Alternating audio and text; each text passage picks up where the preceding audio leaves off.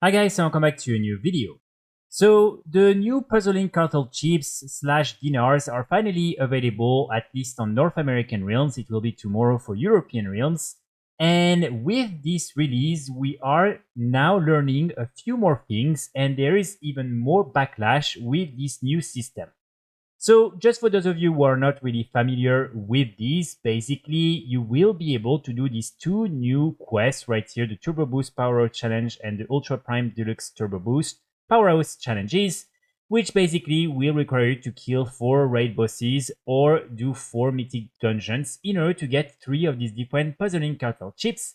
And then with these you will be able to buy any of these different items from the raid, or also any of these different items from Mythic Plus in Hero Track Gear or Mythic Track Gear. Now, the only requirement for you in order to buy the Hero Track Gear is to normally kill any of the different raid bosses in LFR, normal, or heroic difficulty. So even by killing, for instance, the Cauldron of Carnage in LFR difficulty, you will be able to buy the different items that are linked to this boss in Hero Track Gear.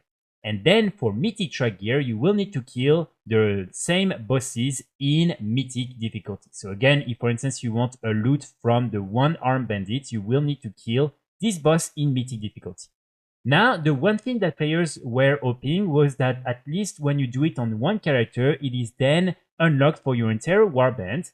But as you can see, this is not the case. And so if, for instance, you have multiple alts, you will need to kill each time the boss in Mythic difficulty on each of these different characters.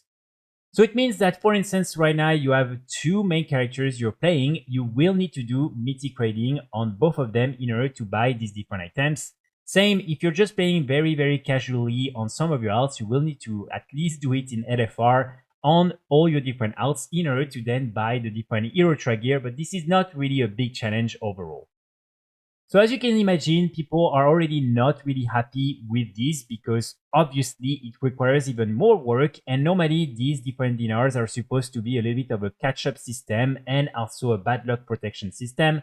So here it will force players to actually do that on each of their different characters, which is definitely going to be a little bit of a pain, especially for the players who are not a big fan of raiding in general but still wants this very beast gear. Now, another update that is also creating a little bit of backlash is the fact that it was believed that normally you were able to do the quest that requires you to do 4 raid bosses from Liberation of Undermine in any difficulty, which included LFR, but actually it doesn't work. So if you are doing the quest in LFR, you won't be able to complete it. You will need to do it in normal, heroic, or mythic difficulty in order to actually get your 3 cartel chips, if of course you decide to do it with the raid and not with Mythic Plus dungeons. So this is a little bit annoying because again, for a lot of players who are just not a big fan of raiding but still want some of these loot, at least LFR was a good way for them to do the work without having to go through the group search, having to already have probably a lot of good gear and all these different things, to finally find a group. And especially it doesn't make a lot of sense because again, you can actually buy all these different items in Hero Track Gear even when you only kill the boss in LFR difficulty.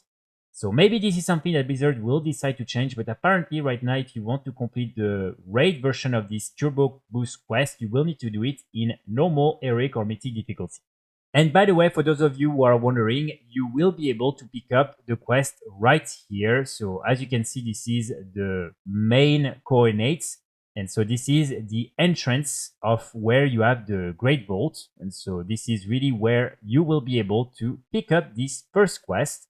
So again, just for you to remember, and the vendor for the dinars is located just next to it. So all of them are at the same place. So let me know in the comments what you think about these decisions from Blizzard and whether you think this is a good thing or not. I will be back very soon with more guides and more videos, and in the meantime I wish you all a great day. Bye!